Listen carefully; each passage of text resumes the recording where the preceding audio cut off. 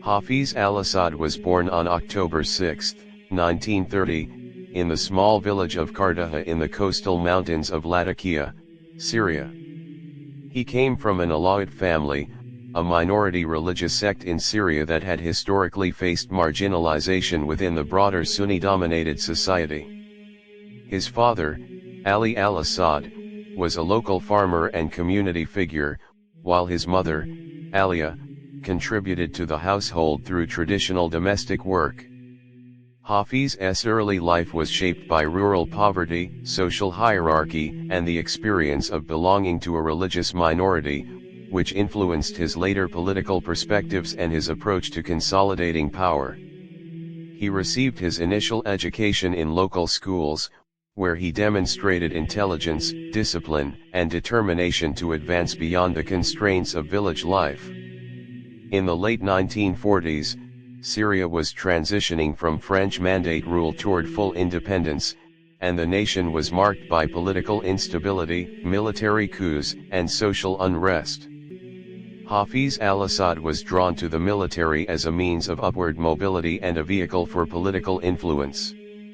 In 1952, he enrolled in the Homs Military Academy, one of the key institutions for training officers in the Syrian army. At the academy, he excelled academically and in military training, developing skills in strategy, discipline, and leadership.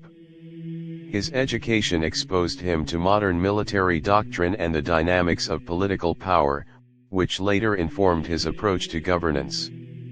After graduating from the Homs Military Academy, Assad joined the Syrian army as a junior officer and quickly rose through the ranks due to his competence, loyalty, and organizational skills. He became involved in the internal politics of the Syrian military, which during the 1950s and 1960s was characterized by frequent coups, factionalism, and ideological struggles. Assad aligned himself with the Ba'ath Party, a political organization committed to Arab nationalism, socialism, and the unification of Arab states. He recognized the Ba'ath Party's growing influence and viewed it as a platform for both personal advancement and national reform. In 1963, following the Ba'athist coup that brought the party to power in Syria, Assad was appointed to key positions within the military and intelligence apparatus.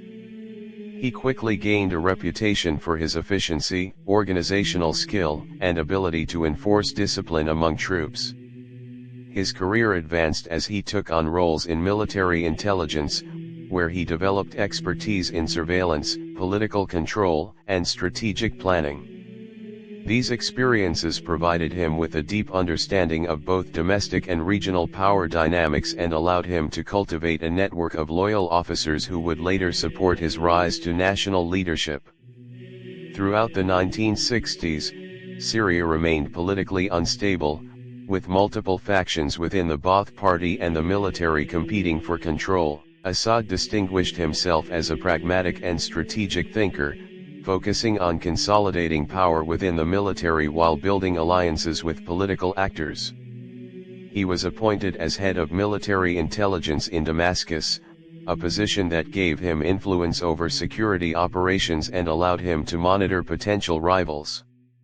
This period was marked by both ideological and ethnic tensions, and Assad's ability to navigate these challenges enhanced his reputation as a decisive and disciplined leader capable of maintaining order amid uncertainty. In November 1970, Hafez al-Assad carried out a successful internal coup within the Ba'ath Party, known as the Corrective Movement, which allowed him to seize control of the Syrian government. The coup was largely bloodless, and Assad quickly moved to consolidate power, eliminating rivals and establishing himself as the dominant figure in the party and the state. He assumed the positions of Prime Minister and Minister of Defense, centralizing authority and restructuring both the military and the government to ensure loyalty and control. His rise to power reflected a combination of military expertise, political acumen, and strategic planning developed over decades of service in the army and party structures. Upon assuming control, Assad implemented policies designed to stabilize Syria politically, economically, and socially.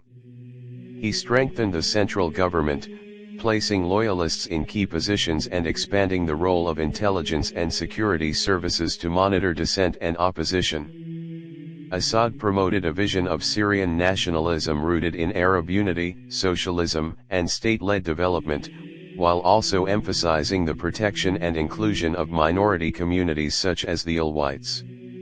His early administration prioritized order, discipline, and consolidation of authority, setting the stage for a long period of centralized governance. Economically, Assad focused on modernizing infrastructure, expanding state-owned enterprises, and promoting industrial development. Agricultural reform and state investment in public services were central components of his economic strategy, aimed at reducing inequality and stabilizing rural and urban populations.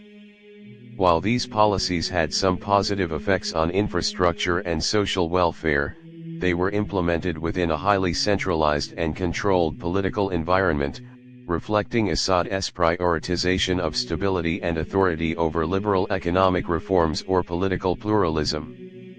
Assad's foreign policy was shaped by the complex regional dynamics of the Middle East. He positioned Syria as a key player in Arab politics, particularly in opposition to Israel and in support of Palestinian nationalist movements.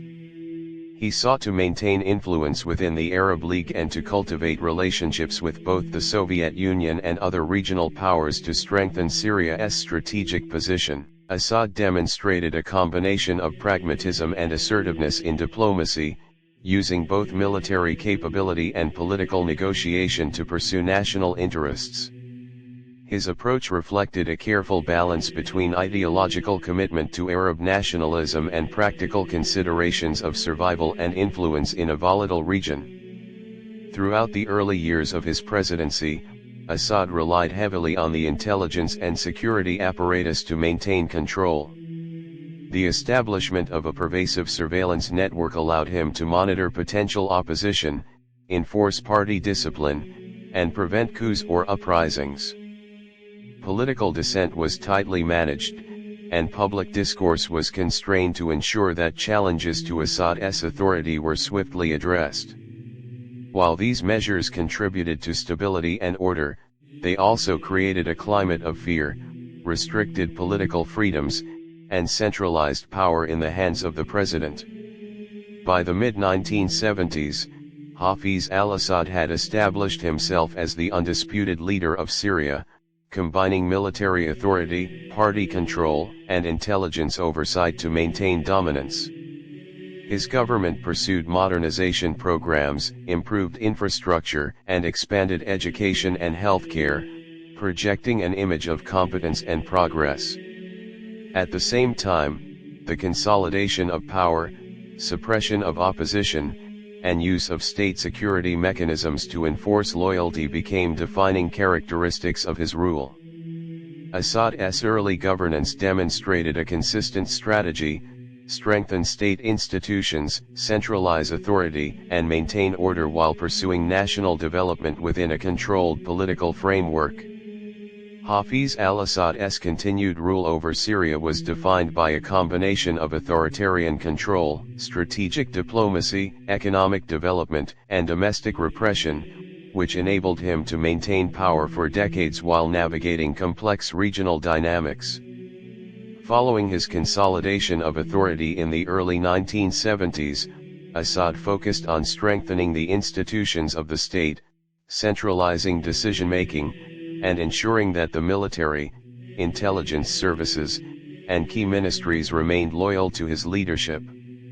His governance emphasized stability, discipline, and the projection of strength, both domestically and internationally, reflecting his belief that a strong, centralized state was essential to survival and national progress. During the 1970s and 1980s, Assad faced internal challenges, particularly from Islamist movements and political opposition groups.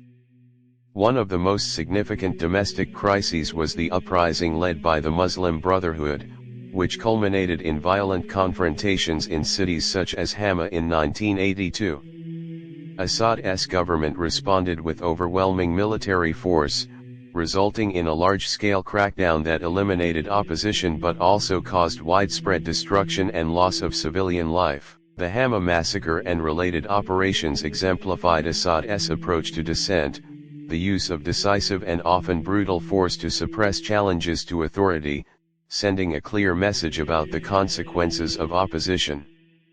This strategy effectively ended large-scale organized resistance within Syria, consolidating Assad's domestic control for decades. Economically, Assad pursued policies that combined elements of state-led development with limited market reforms. He invested in infrastructure, industrialization, education, and healthcare, aiming to modernize the country while maintaining centralized control over resources. Agriculture, particularly in rural areas dominated by Alawite communities, received significant attention, with land reform and state support programs designed to secure loyalty and economic stability. While these policies improved certain social indicators and reinforced support among key constituencies, economic growth was constrained by inefficiencies inherent in state-controlled systems, corruption, and the challenges of regional isolation. Despite these limitations, Assad's economic strategy allowed Syria to maintain relative stability compared with neighboring countries facing political and economic upheaval. Assad's foreign policy was marked by a combination of pragmatism, strategic alliances, and assertive engagement in regional conflicts. He positioned Syria as a central actor in Arab politics, particularly regarding the Israeli-Palestinian conflict and relations with neighboring Lebanon. Assad maintained a strong alliance with the Soviet Union, receiving military and economic support, which bolstered his position both domestically and internationally.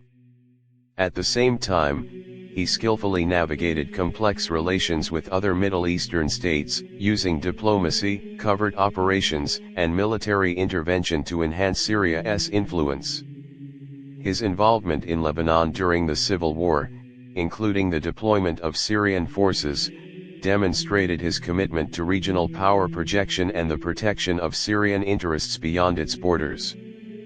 Throughout his presidency, Assad employed a sophisticated system of patronage, surveillance, and intelligence to maintain control. Loyalty within the military, party, and bureaucracy was enforced through a combination of incentives, monitoring, and, when necessary, coercion. Key positions were filled with trusted family members or members of the Alawite community, ensuring both loyalty and the consolidation of a support base. This network of control allowed Assad to anticipate and neutralize potential threats, prevent factionalism, and maintain a consistent grip on power.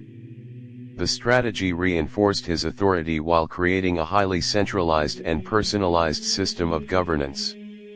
Assad also focused on managing Syria's international image, presenting himself as a rational and capable leader in contrast to the instability often observed in the region. He engaged in diplomacy with Western nations while maintaining strategic ties with the Soviet Union, balancing ideological alignment with pragmatic considerations. His government emphasized sovereignty, national security, and the protection of Arab interests, projecting a narrative of strength and stability. At the same time, the regime's human rights record, suppression of dissent, and concentration of power drew criticism from international organizations and foreign governments, highlighting the tension between domestic control and global perception. In the 1990s, Assad faced new economic and political challenges, including pressures to liberalize the economy, integrate with global markets, and respond to demographic changes within Syria. While some limited market-oriented reforms were introduced, the overall structure of state control remained intact, reflecting Assad's emphasis on maintaining authority over rapid economic or political transformation. The regime continued to rely on a combination of propaganda, surveillance, and selective repression to manage potential unrest, particularly in urban centers where dissatisfaction could be more easily organized and expressed. These measures reinforced the continuity of Assad's centralized rule and minimized threats to his authority. Hafez al-Assad's legacy was also shaped by his role as a patriarchal figure, consolidating family influence within the state. His sons and close relatives occupied key positions in government, intelligence, and the military, ensuring that decision-making remained within a trusted circle. This dynastic element enhanced stability and continuity, while also preparing the groundwork for the eventual succession of his son, Bashar al-Assad.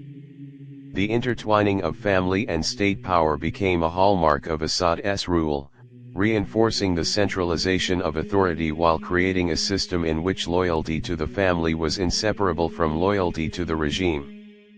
Internationally, Assad navigated a volatile geopolitical environment, including relations with Israel, the United States, neighboring Arab states, and regional conflicts such as the Lebanese Civil War and the Gulf Wars. He pursued a strategy of cautious engagement, using diplomacy, negotiation, and, when necessary, military action to protect Syria's interests. His approach emphasized sovereignty, deterrence, and strategic calculation, balancing the need for regional influence with the preservation of domestic stability. Assad's foreign policy reinforced his domestic legitimacy by portraying him as a strong defender of national and Arab interests, capable of protecting Syria in a turbulent region. Health concerns began to affect Assad in the early 2000s, and he gradually prepared for the succession of his son, Bashar, who had been groomed for leadership despite his initial training as an ophthalmologist rather than a military or political professional. The transition was carefully managed, ensuring that the structures of control, surveillance, and loyalty established by Hafez remained in place. This succession planning reflected Assad's long-term strategic thinking and his desire to maintain continuity of governance beyond his lifetime, ensuring that the political and familial networks he had built would endure. Hafez al-Assad passed away on June 10, 2000, in Damascus, Syria, after years of illness related to the heart and lungs. His death marked the end of a 40-year period in which he transformed Syria from a politically unstable post-colonial state into a highly centralized, tightly controlled authoritarian regime. He left behind a complex legacy characterized by stability, modernization in certain sectors, and strategic influence in regional affairs, alongside repression, suppression of opposition, and concentration of power. His governance style emphasized discipline, centralized authority, and the integration of family and state power, establishing a model that would continue under his son's leadership. In conclusion, Hafez al-Assad's life and rule illustrate the dynamics of authoritarian governance, military strategy, and political consolidation in a post-colonial Middle Eastern state. From his humble beginnings in Carthage to his rise through the military and Ba'ath Party, and finally to his decades-long presidency, Assad shaped Syria's political, social, and economic trajectory in profound ways. His policies brought stability, modernization, and international influence, yet were accompanied by repression, human rights violations, and the entrenchment of personal and familial authority. Assad's rule left an enduring impact on Syria, demonstrating both the capacity for centralized governance to maintain stability and the costs associated with authoritarian control in a complex and volatile regional environment.